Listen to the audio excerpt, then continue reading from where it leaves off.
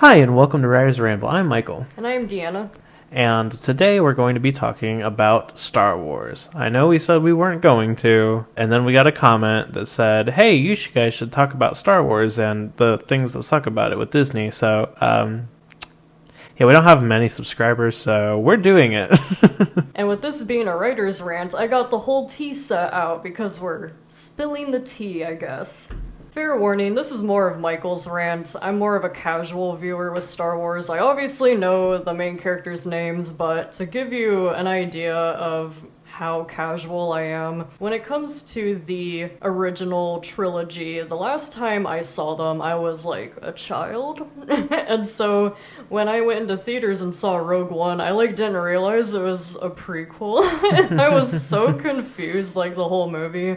And I was like, so they rebuilt the Death Star? And Which, isn't a crazy thing to think if you do know a lot about Star Wars canon, actually. And then later, Darth Vader showed up, and I was like, they brought him back?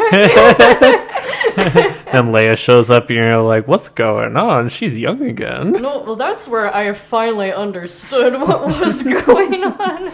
And I was I think, after the credits, and I saw her all young again, I was like, oh. So yeah, this is Michael's rant.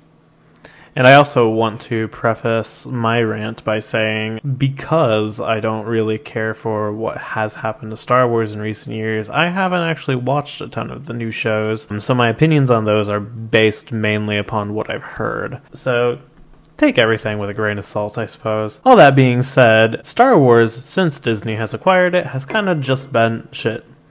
The end. No, but if I were to try to summarize what I think is the problem with Star Wars these days, is I've never seen a series that has sort of self-cannibalized itself to such a great extent. They've made so much content that's Star Wars related in the past 6-7 years, way more than was ever in existence before Disney acquired the brand. There was 6 movies over the course of several decades. There was a really big gap where nothing really happened in the Star Wars universe after the original trilogy, aside from books and stuff. And all of a sudden, now that Disney has it, it's exploded in terms of all the shit that they're pumping out. And it really is shit that they're pumping out and not good stuff. I will say that there was a promising start, kind of, as basically anyone else at the time. I really did actually enjoy The Force Awakens. It was fun. It was sort of interesting. There was a lot of potential. And the biggest issue that's kind of endemic of what happened eventually to the Star Wars brand was also there, which is sort of the biggest criticism that people have of Episode 7, which is just that it's A New Hope. It just is, the entire structure of it and the whole plot of it is A New Hope, mostly beat for beat. At that stage, you could have argued that they were doing enough new things to make it interesting, because again, I, like many other people at the time, did find myself enjoying it, despite the fact that it was really just another movie packaged to look like a new movie. So I think most people could agree that there was a lot of potential with the 7th one, even if there wasn't much new going on. The 8th one is kind of where a lot of people fell off the bandwagon. Personally speaking, and a lot of people are probably going to hate me for this, but I actually liked Episode 8. I can't defend everything about it, obviously. I think the biggest problem that most people have is that the plot kind of just doesn't move along. A lot of stuff feels like it kind of happened for no reason, and I would argue that's kind of part of the point, because the whole theme of that movie is failure and dealing with that sort of thing. It's an intentional choice for all of the characters to have an arc in that movie where they failed to do something that they needed to do. That being said, the casino nonsense, that's really hard to defend. What I will defend is that, unlike Episode 7, The Last Jedi was attempting to do something new. It still had to follow within the framework of what Episode 7 set up, but I really felt like at the end of The Last Jedi, if nothing else, it was heading in an original direction. You could say that Episode 7 was basically Episode 4 all over again. You couldn't really say that Episode 8 was Episode 5 all over again, right? It's just too different. And so then logically Episode 9 shouldn't be Episode 6 all over again, right? It just shouldn't like be able to work within the framework of 8 and still sort of get back to being a carbon copy of the Return of the Jedi. However, that didn't stop them from trying. Here's where a lot of the video's runtime is going to happen, because Rise of Skywalker is my least favorite movie of all time. Fun fact, this is why we didn't want to talk about Star Wars in the first place, because Deanna and I disagree on how absolutely fucking dogshit this movie is. I think it's absolute fucking dogshit. She doesn't, and that's really where the main difference lies. She doesn't love the movie, but she clearly doesn't hate it with such intense vitriol as me. No. Like I've mentioned, I'm a casual viewer, and so I just kind of went in the movie theater eating my popcorn and left like, huh, that was interesting. It entertained me still, whether in good or bad ways. I was just happy to feel something, I guess. And that was good enough for me. It definitely makes you feel things. Like, it made me feel things, but they were mainly hatred, so. I realize I'm biased. I'm a romance consumer, I guess you could say, because I like to read and watch romances, and I never was anyone that shipped Kylo Ren and Rey at all, because Kylo Ren's got all sorts of problems. He's, as we saw, especially in, it would have been episode 8. In episode 8, I thought it was interesting when we did see him and Rey like pair together and fight together, and I was like pleasantly surprised when I saw that. That was like the only part in the whole movie I remember enjoying. but then when he did just kind of turn around, he's like, yeah, you suck. You're not special. You're only special because of me. And I was like, oh, you're fucking awesome. That you'd make such a great boyfriend. But then, like, later in episode 9, when he did randomly, well, I shouldn't say randomly necessarily. It felt randomly. To you, it felt randomly. Anyways, I do think he can be kind of an interesting character study, especially if you're looking into like psychology, because being a psych major, I did find him kind of interesting to kind of analyze, and I do think we do see kind of a more realistic approach when it comes to healing and deciding whether or not, in his case, being good or evil. There was a lot of inner turmoil there, and I think we saw a lot of like him going up and down, which felt realistic to me. This is my opinion. And so to see him finally turn good in the end was nice to see. So like, I do appreciate that. Whether that would have continued, I have no idea. But because he died, it's funny because like when they did actually have their like little kiss on screen, I was like, oh, would you look at that? It was like, I got some romance out of this. It's not one I wanted originally, but I was like, I see you over there making faces. Again, I'm not a shipper of them, but I was just like, oh, I wasn't expecting romance in this movie. I got something there, I guess. But yeah, that's about the most I can really say about them. Whether they would have been a good couple, I don't really have anything to say there. Anyway, back to complaining. No, but there is actually a good segue there with Kylo Ren. Arguably, not really all that arguably, most people consider him to be the best aspect of the sequel trilogy. He was a pretty interesting character in that he wasn't fully on the dark side when the sequel trilogy started, and so there was a kind of a strange sort of will he, won't he situation. It's like, oh, is he gonna turn on the lights now? Is he gonna go to the dark side? Who knows? My issue with that is that I felt like, personally, and take this for what you will, I think I understood the intention of the director in the 8th movie, and I don't really have good evidence to the contrary, so this is just my opinion, but I really felt like in that scene when he was talking to Rey after he had killed Snoke and they had fought off the guard afterward, and it was a really cool scene. When he turned to Rey, you kind of got the sense while they were fighting, like, oh, maybe they're on the same side now, maybe they can actually work together. He destroyed a Sith. That's a good thing, typically. Actually, scratch that. I don't know. I don't think Snoke was technically a Sith. It's hard to say what is and isn't. He basically was. I don't know. I think he was.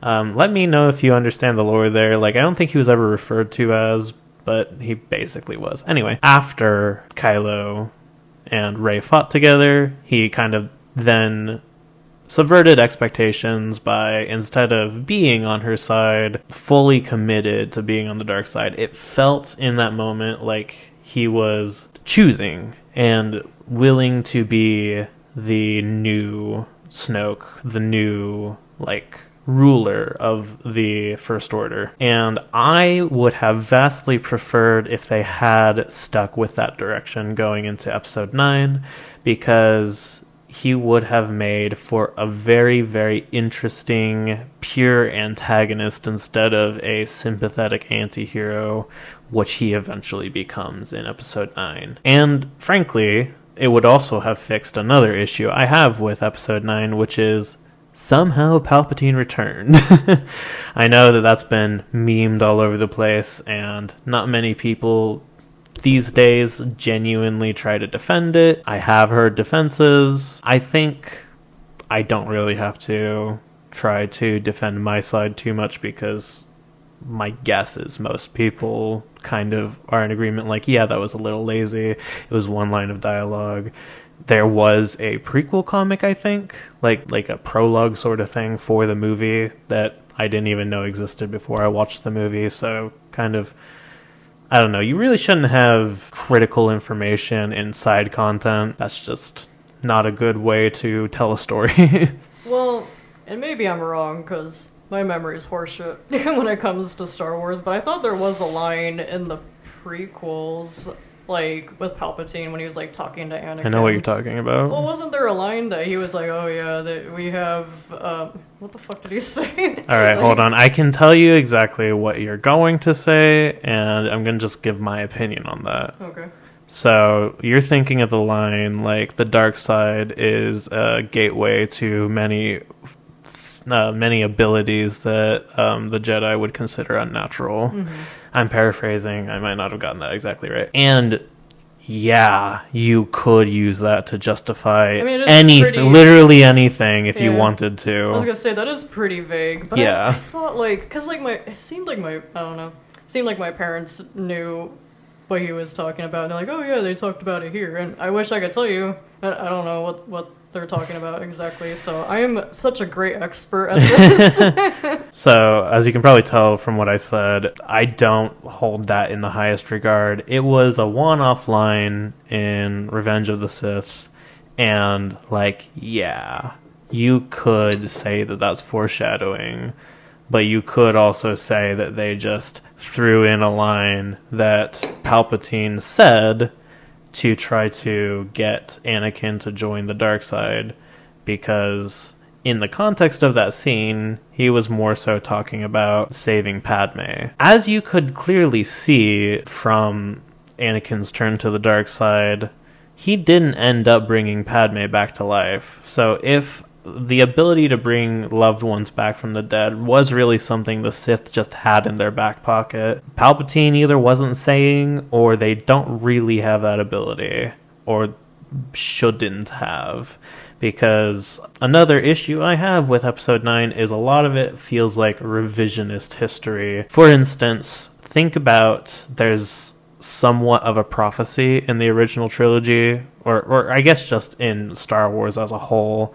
Anakin is the chosen one, and he's prophesied to bring balance to the Force. And if you try to figure out, like, how Anakin as Darth Vader could have possibly brought about balance to the Force, You could interpret it as in the original trilogy, when he ends up killing Palpatine because Palpatine was attacking Luke, that was an act that simultaneously caused Palpatine to be killed and Darth Vader himself to be killed, i.e. destroying the Sith, i.e. bringing balance to the Force.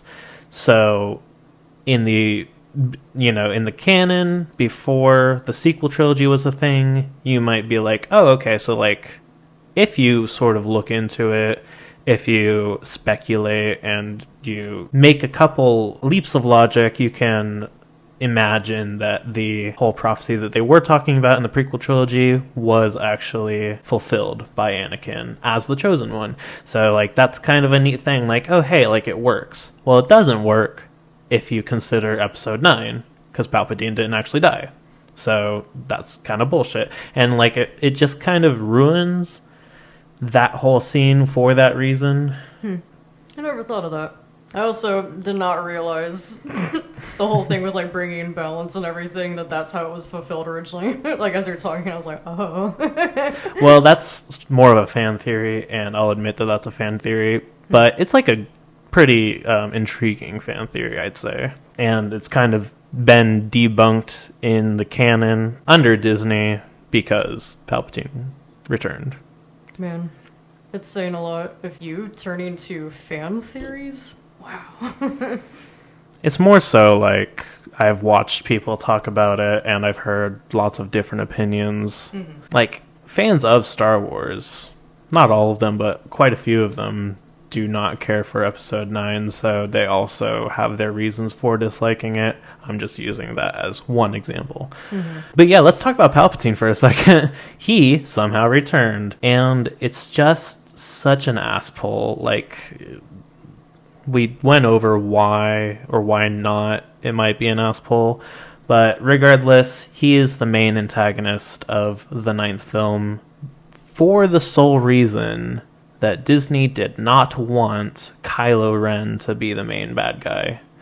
Even though he was, in my opinion, set up to be at the end of The Last Jedi, they simply didn't want that because they wanted him to have a redemption arc, because they wanted him to be Darth Vader. He himself wanted to be Darth Vader. So in the 7th one, him sort of following in Vader's footsteps makes sense. And in the movies past that, he's still basically trying to do that. But he also had a weird idea of who Vader was. It's almost like no one ever told him that in the end he turned back to the light side of the Force and sacrificed himself to save his son. I can let that go as maybe no one literally did tell him. I don't know. It's a little bit of a plot hole, but we wouldn't have Kylo as an interesting character otherwise, so I am willing to look past that. But if he thought that Vader was never redeemed, then it makes sense that in the 8th one he would fully embrace the dark side. My issue is that they couldn't just let a cool, interesting, original character be a cool, interesting, original character. I'm fine with his character being based off of another character in a sort of flawed perspective of, my grandpa was cool, I want to be like him. But Disney kind of took that more literally, he has to have the exact same basic arc as Darth Vader. He has to have a redemption at the end, and so they just shoehorned that in anyway. They couldn't have just let him go on the course that he was going after the end of 8. He had to be redeemed, and that meant that they had to get a different antagonist, and that changed the whole trajectory of the 9th film. And arguably that one decision also caused one of the other things that people really hate about episode 9, which is that Rey is actually Palpatine's granddaughter, which mostly contradicts what was established in 8, which you might argue contradicted 7, where it's Rey's supposed to have interesting parents or an interesting lineage, and a lot of people assume she was Luke's daughter or Leia's daughter or something. And I liked the subversion that she wasn't anyone. Because I've, especially over time, more and more had the opinion that characters in Star Wars should just be allowed to be special without being related to a fucking Skywalker. Because more and more and more, Disney is leaning on the crutch of the name Skywalker alone to sell Star Wars to people, to the point where you can't have a tiny little spin-off Disney Plus show without having Darth fucking Vader show up at some point just to be there, just so they can be like, oh, you see that guy? You remember him? Remember him? So, yeah, and like all of the characters that they try to, again, sell these shows with are characters that are related to or have some established relationship with a Skywalker of some kind. Because God forbid you just try something new and, like, you know, explore the other 9 billion planets in the galaxy that a Skywalker has never heard of or set foot on, you know? You guys they have the capacity to make any kind of story they want, especially in the era where the Empire was a thing, because they were a galactic empire. The entire galaxy was theirs. They had a presence everywhere. They didn't necessarily have to have Darth Vader be there specifically. They can just deal with other Empire people. And as a matter of fact, one of my favorite Star Wars stories that has come out in recent years is the Jedi series. I don't know what else to call it. Video games made by Respawn Entertainment, and it has a basically completely unique original story with almost completely original characters. They did have to throw Darth Vader in there. I think that Disney probably would have killed them if they didn't. But aside from 2 cameos of Darth Vader in both of the games, there was not a single reference to a Skywalker. And I must stress that they were cameos that ended just as soon as they began. Like, that the plot does not revolve around a Skywalker in the Jedi games, and they're way better for it. I just want to say Cal's cute. That's all I gotta say. He is pretty cute. Yeah. So it's definitely possible, and people are perfectly able to and have the passion to create stories in the Star Wars universe, because one thing that I do love about Star Wars is that there is such boundless room for creativity in terms of how a Star Wars story could go. There's a whole galaxy to explore. There's plenty of characters who we could get to know, who we could get to care for, and they could even be like important characters. Going back to the Jedi series, Cal Kestis is a full-blown Jedi. Like, he's not unimportant in the grand scheme of things because he's one of the few living Jedi after Order 66. Although that's becoming less and less unique of a concept now that there's more and more TV shows coming out where it's like, oh, this person actually survived Order 66 and Ahsoka's actually alive still, and plenty of other, like, you'd almost think that the one scene in Revenge of the Sith kind of didn't matter, because turns out, like, they did end up missing half the Jedi. So yeah, I kind of briefly went over what my main point was there a second ago. Skywalker, the name, what it represents in the Star Wars universe, has just kind of tainted everything it's touched since Disney has gotten a hold of it, because they insist upon anything and anyone relating to the original trilogy being held to a ridiculously high standard of, like, people in real life like these characters, therefore in universe now they must be treated with the highest regards, you know? And that's just, it just doesn't leave room for a lot of creativity. I want to move on briefly to a couple things I want to mention as like little honorable mentions about funny little things I did like about Rise of Skywalker. First and foremost, I got really excited when I thought that Chewie had died. Not because I want Chewie to die. If anybody wants to send bombs to my house, please don't. I do like Chewie. It was just that I had up to that point dealt with like an hour and a half of the Rise of Skywalker's bullshit, and it was the first thing that I thought might have actually had genuine consequences to it.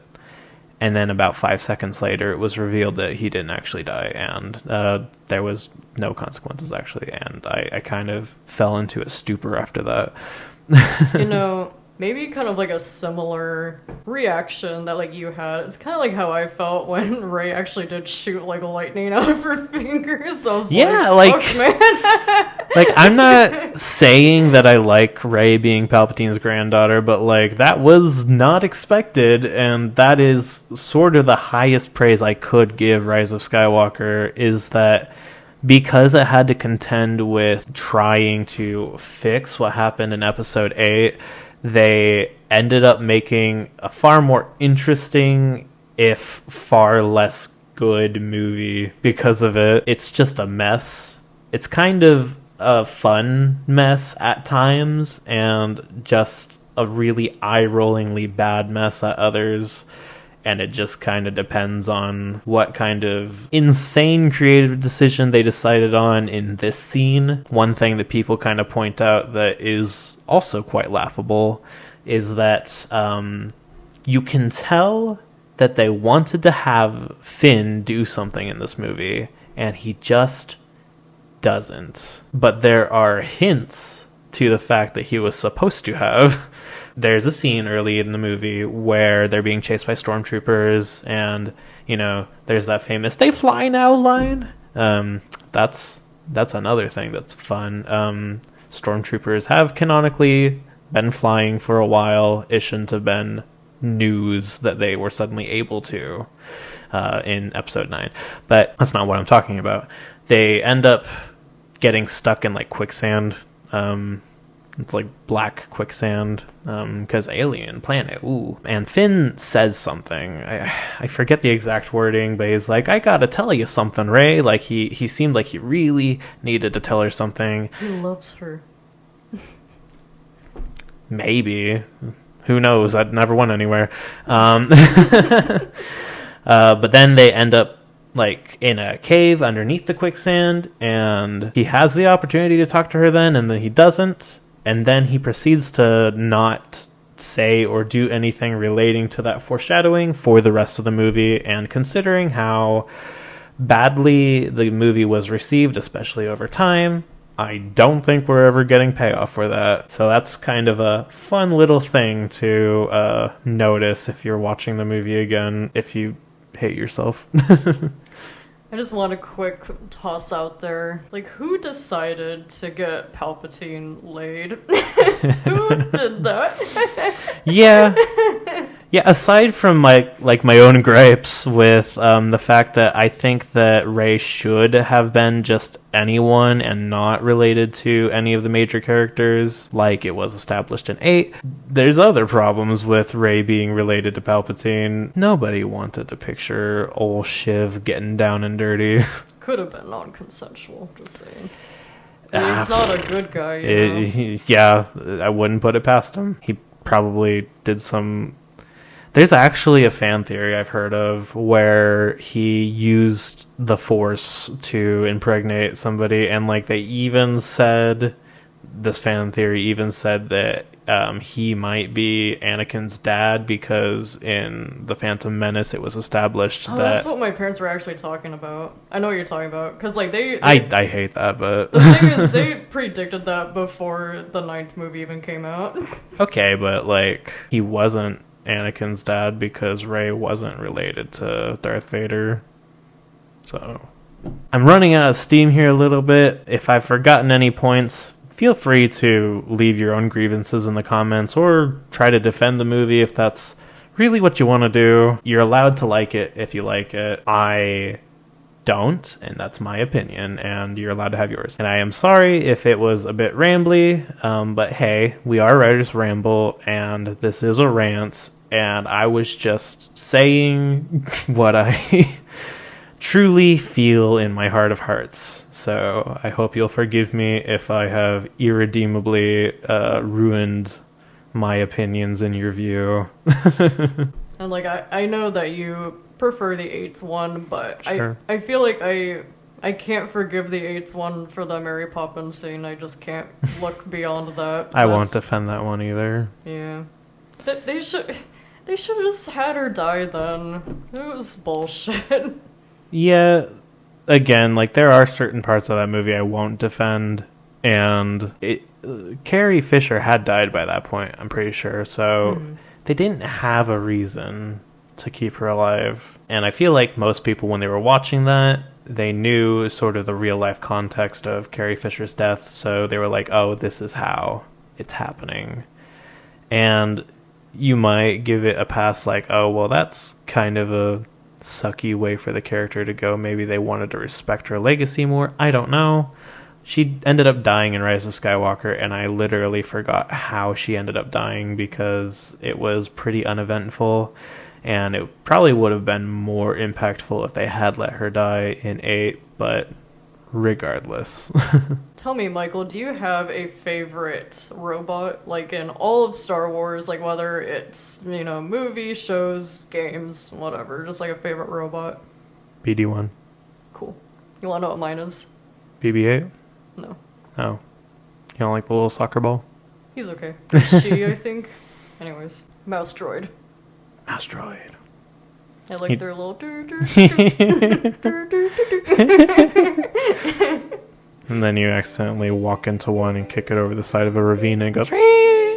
Yeah, for those that don't know, Star Tours. Anywho, I've been Michael. I've been Deanna. And this has been Writers Rant Ramble. Make sure to live long and the force be with you. Bye. Bye.